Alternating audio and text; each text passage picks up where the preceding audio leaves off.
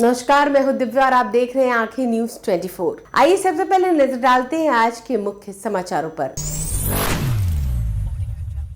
नमस्कार, मैं अमित और आप देख रहे हैं आंखें न्यूज 24। बीजेपी विधायक प्रमोद कुमार ने मंगलवार को महिलाओं को लेकर एक आपत्तिजनक बयान दिया था। इसको लेकर बिहार का ही नहीं बल्कि देश भर का सियासी पारा गर्म हो गया। हालांकि बिहार विधानसभा के शीतकालीन सत्र में शामिल होने आए बीजेपी विधायक से जब इस बारे में सवाल किया गया तो उन्होंने कहा, मैं अपने बयान पर अडिग हूँ। बीजेपी विधायक प्रमोद कुमार से जब पूछा गया कि आपने महिलाओं को अपमानित करने वाला बयान दिया तो उन्होंने अपने बयान पर सफाई देते हुए कहा कि ऐसा कुछ नहीं है। जो महिला कुकुर लेकर सदन में जाती हैं उसको ही लेकर हमने बयान दिया था। उन्होंने कहा कि कुत्ता को सदन में लेकर जाना कहीं से भी उचित नहीं है। इस बयान से किसी और को कोई लेना देना नहीं है। मैंने कहा था लोकतंत्र के मंदिर में कुकुर लेकर जाना कहीं से लाजमी नहीं है, सही नहीं है। जो कुकुर लेकर जा रहे हैं और सदन के माननीय सदस्यों को उसी समतुल्य बता रहे हैं, उनके ऊपर मैंने टिप्पणी की थी। मेरा बयान सिर्फ कांग्रेस की सांसद जो कुत्ता लेकर सदन में पहुंची थी उनके लिए था। सांसद में कुत्ता लाने को लेकर विवाद के बाद कांग्रेस सांसद रेणुका चौधरी ने कहा था कि कोई कानून बना है क्या। मैं रास्ते में आ रही थी तो वहां पर एक स्कूटर और एक कार की टक्कर हो गई।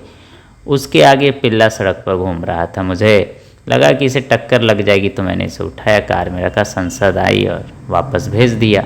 मीडिया वाले इसको उल्टा घुमा दिए और विषय को विषांतर करके और अपना टीआर बढ़ाने के लिए सुनिए भाई, हमने पश्चिमी सभ्यता के संदर्भ में बताया था कि जो पश्चिमी कल्चर है वो हावी हो रहा है। ऐसा भारतीय कल्चर नहीं होना चाहिए।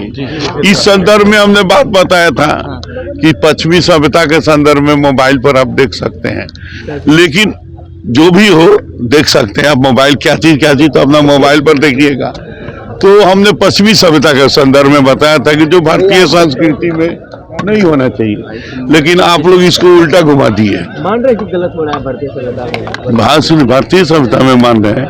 मैं कह रहा हूं कि पश्चिमी सभ्यता भारतीय पर हावी हो रहा है, ये मेरा मानना है।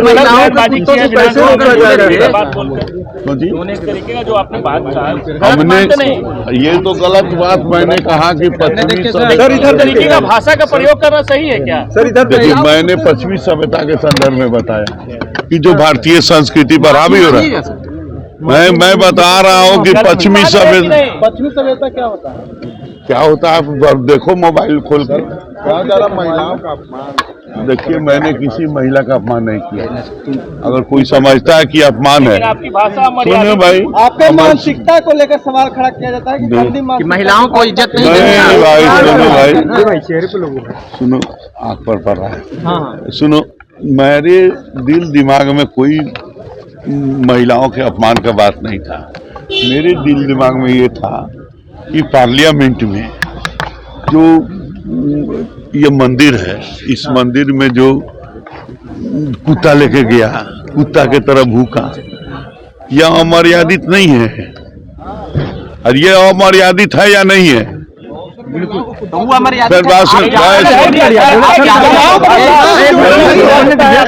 सुनो, बात सुनने का प्रयास करो।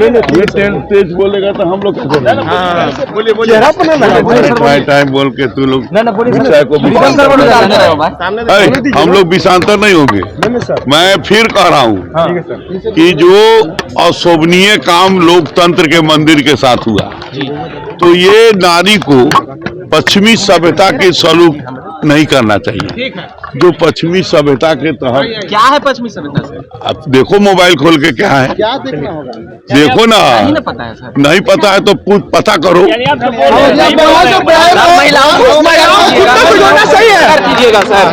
मैंने महिलाओं को अपमान नहीं किया हूँ। बात सुनो, मैंने महिलाओं के संदर्भ में कोई अपमान नहीं किया हूँ। अगर कोई मैंने पश्चिमी सभ्यता की बात कह रहे हैं ना, पश्चिमी सभ्यता की बात मैंने कहा हूँ कि पश्चिमी सभ्यता भारतीय संस्कृति में नहीं होनी चाहिए, ये मेरा बात था। लेकिन इस विषय को तुम लोग उल्टा घुमा दिए हो। मैंने किसी नारी का अपमान, मैंने किसी नारी मातृशक्ति का अपमान नहीं किया हूँ।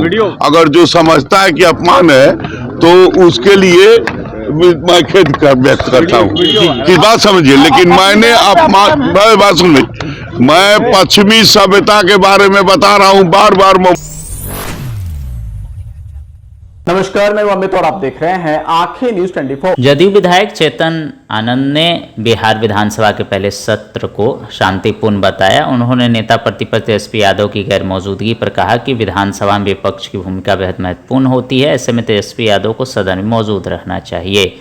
बिहार में चल रहे बुलडोजर एक्शन को लेकर चेतन आनंद ने स्पष्ट किया कि यह पूरी तरह कोर्ट के आदेश पर आधारित है और सरकार सिर्फ उसका पालन कर रही है। और उन्होंने क्या कुछ कहा, सुनिए इस वीडियो में। आने से जो है सदन का जो है एक मतलब मान सकते हैं कि अच्छे सुचारू रूप से चलता है ना। और विपक्ष के अगर नेता गायब हैं तो ये तो दुर्भाग्यपूर्ण बात है, क्योंकि आप सब जानते हैं कि दोनों राय लेकर के ही सरकार चलाने में मजा आता है ना। और अगर सामने वाला अपने राय ही नहीं देना चाह रहे तो ये बिहार की जनता के लिए भी ये एक मैसेज है कि विपक्ष अपना जो रोल है वो ढंग से नहीं निभा रहे। तेजस्वी के विधायक कह रहे कि हम लोग सरकार को घेर लेंगे अकेले खुद ही, और सरकार को अपनी घोषणाओं पर ध्यान देना चाहिए। नेता प्रतिपक्ष अगर किसी को बनाया जाता है तो वो जिम्मेवारी का पद है, और इससे पूर्व भी हमने ये बातें देखी हैं। लेकिन खैर सदन में पक्ष विपक्ष जब तक आमने सामने आकर के कुछ राय विचार ना करे तो कहीं ना कहीं ये जिम्मेवारी जो है उसको सीरियसली लेना चाहिए। आपके बड़े भाई हैं, क्या सलाह आप देंगे? छोटा भाई कभी बड़े भाई को सलाह दिया है? सलाह तो देते हैं। नहीं, छोटा भाई कभी बड़े भाई को सलाह नहीं देता है। हाँ, अगर कुछ आगे पीछे हो रहा है तो हमारा बात है अपनी बात को रखना, हमने आपके सामने रख दिया। अब उन तक मैसेज जाएगा तो वो सुनेंगे, है ना, उस पर विचार विमर्श करेंगे। नमस्कार, मैं अमित और आप देख रहे हैं आंखें न्यूज 24। रूस के राष्ट्रपति व्लादिमीर पुतिन के भारत दौरे का आज दूसरा दिन है। रूसी राष्ट्रपति आज राष्ट्रपति भवन पहुंचे, जहां उनका औपचारिक स्वागत किया गया और उन्हें गार्ड ऑफ ऑनर दिया गया। इसके बाद पुतिन राजघाट पहुंचे और राष्ट्रपति महात्मा गांधी को श्रद्धांजलि अर्पित की। दोपहर में पुतिन प्रधानमंत्री नरेंद्र मोदी के साथ रूस भारत की द्विपक्षीय बैठक का नेतृत्व करेंगे। व्लादिमीर पुतिन आज भारत के उद्योगपतियों से भी मुलाकात करेंगे और दोनों ही देशों में निवेश और व्यापार बढ़ाने से जुड़ी संभावनाएं तलाशेंगे। द्विपक्षीय मुलाकात के दौरान रूस के राष्ट्रपति व्लादिमीर पुतिन ने कहा, मुझे आमंत्रित करने के लिए धन्यवाद। यूक्रेन मुद्दे के समाधान के लिए हम कई सहयोगी देशों के साथ मिलकर काम कर रहे हैं, जिनमें अमेरिका भी शामिल है। इस पर ध्यान देने के लिए धन्यवाद। बीते वर्षों में अपने दोनों देशों के संबंधों को मजबूत करने के लिए काफी काम किया गया है। हम कई नए क्षेत्रों में सहयोग बढ़ा रहे हैं, जिनमें उच्च तकनीक, एयरक्राफ्ट, अंतरिक्ष और AI जैसे क्षेत्र शामिल हैं। रूसी राष्ट्रपति व्लादिमीर पुतिन ने भी यूक्रेन मुद्दे पर भारत के फोकस के लिए प्रधानमंत्री नरेंद्र मोदी के प्रति आभार जताया। पुतिन ने कहा, हमारे रिश्ते ऐतिहासिक रूप से मजबूत रहे हैं, लेकिन शब्द मायने नहीं रखते बल्कि सार महत्वपूर्ण है। प्रधानमंत्री मोदी ने कहा कि कोरोना काल के बाद से आज तक दुनिया ने कई संकट झेले। हम उम्मीद करते हैं कि बहुत जल्द दुनिया की सभी चिंताएं दूर होंगी और वैश्विक समुदाय के लिए नई उम्मीद पैदा होगी, जो दुनिया को सही राह में लेकर जाएगी। पीएम मोदी ने कहा, यूक्रेन संकट को लेकर हम लगातार संपर्क में बने हुए हैं। एक सच्चे दोस्त की तरह आपने हमें समय समय पर हर जानकारी दी। मेरा मानना है कि विश्वास एक बड़ी ताकत है। प्रधानमंत्री ने कहा, शांति की राह पर चलकर ही दुनिया का कल्याण किया जा सकता है। साथ मिलकर हमें शांति की राह पर आगे बढ़ना चाहिए। पिछले कुछ दिनों से जो कुछ हो रहा है उससे मुझे विश्वास है कि दुनिया में जल्द शांति आएगी। समाचारों में वक्त हो चला एक छोटे से अंतराल का। पटना में कई वर्षों से शिक्षा में अहम योगदान दे रहा है Gyansthali high school Alamganj Patna city, जहां 10वीं और 12वीं की बोर्ड परीक्षाओं में 100% अंक प्राप्त कर रहे हैं बच्चे। एक ऐसा स्कूल जहां न केवल होती है पढ़ाई, बल्कि साथ ही साथ होती है कल्चरल एक्टिविटी, स्पोर्ट्स एक्टिविटी से जुड़े गेम्स, मैथ ओलंपियाड से लेकर साइंस ओलंपियाड, जहां बच्चों के लिए स्कूल कैंपस अत्याधुनिक सुविधाओं से लैस, छोटे बच्चों के लिए वाहन और ट्रांसपोर्ट की विशेष सुविधा।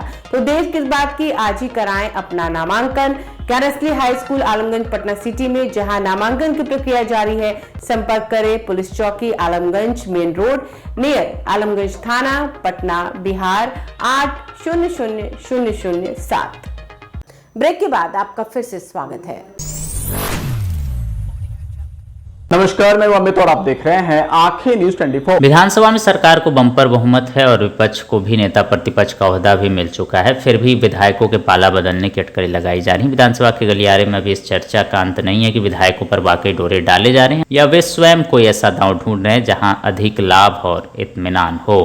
लोजपा रामविलास और राजद के दावे प्रतिदावे से अटकलों को और उड़ान मिल गई है।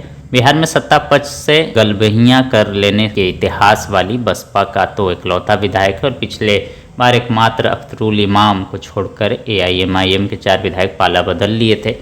इन दोनों के साथ इस बार कांग्रेस को लेकर भी चर्चा तेज है, जिसके मात्र 6 विधायक हैं।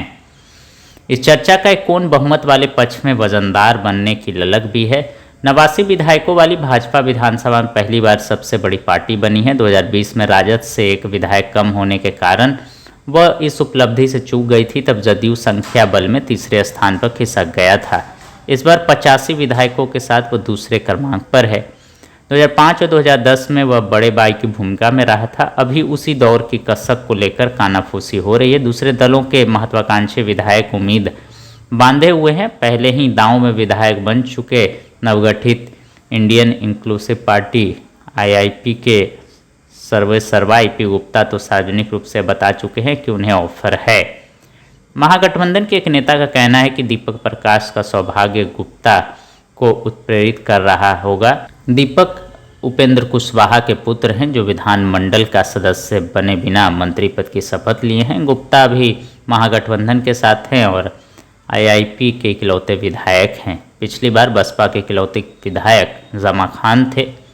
नीतीश मंत्रिमंडल में एक मुसलमान चेहरे की आवश्यकता थी और जदयू को संख्या बल में वृद्धि की तो जमा खान की लॉटरी लग गई, तभी से वो मंत्री हैं।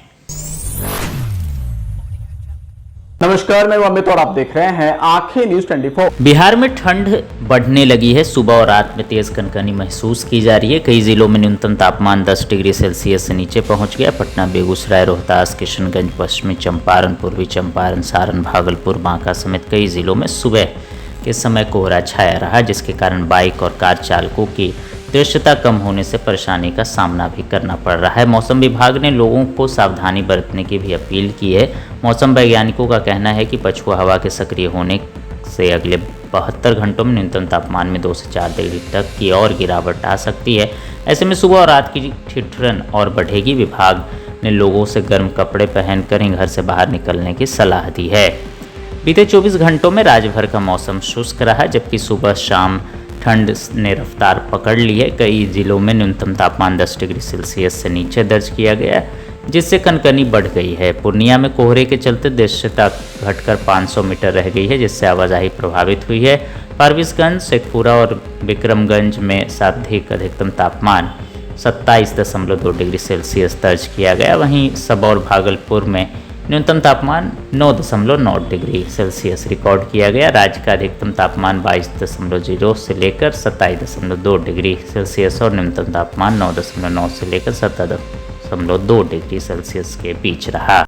अगर आपने अभी तक हमारे चैनल को सब्सक्राइब नहीं किया है तो हमारे चैनल को जल्द से जल्द सब्सक्राइब करें, लाइक करें और शेयर करें। देश और दुनिया की तमाम खबरों को देखने के लिए लगातार देखते रहें आंखें न्यूज़ 24।